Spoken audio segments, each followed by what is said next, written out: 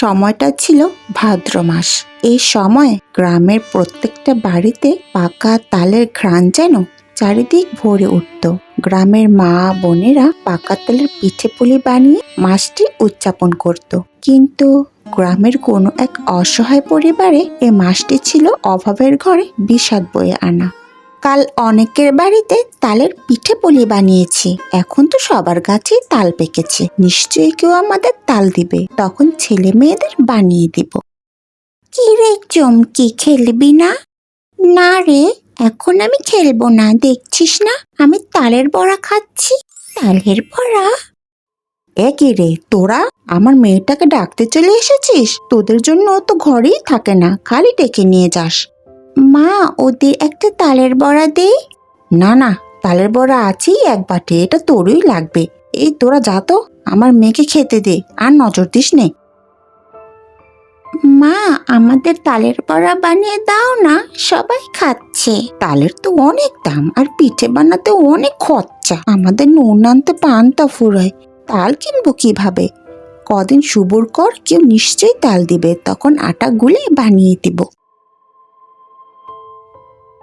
মা, কেউ তো আমাদের তাল দিল না, আর একটু পিঠেও বানিয়ে দেয়নি। মা, আমাদের তালের পিঠে বানিয়ে দাও না। আচ্ছা বেশ, আমি বরং পাশের বাড়ি কি দেখি একটা তাল চেয়ে আনতে পারি কিনা। তোরা কোথাও যাস নি, বাড়িতেই থাকিস। ও দিদি, কেমন আছো গো? কি রে তুই, তা কি মনে করে এসেছিস? তোমাদের বাড়িতে তালের পিঠার ঘ্রাণে ভরে গেছে গো। হ্যাঁ, ওই ছেলে মেয়েদের কাল বানিয়ে দিয়েছিলাম। দিদি, তোমাদের গাছে তো দেখলাম অনেক তাল হয়েছে, আমাকে একটা দিবে? ছেলে মেয়েদের কটা পিঠা বানিয়ে দিতাম।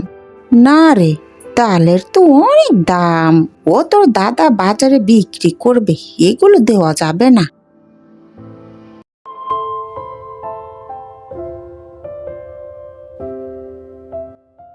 কেউ আমাকে একটা তাল দিল না।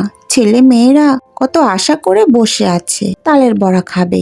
এখন আমি কিভাবে কি করব?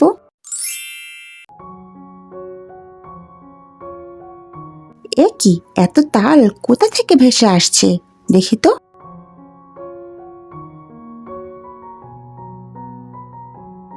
এই গাছেই এত পাকা তাল, যাই কিছু তুলে নিয়ে যাই, বিক্রি করে চাল তেল কেনা যাবে।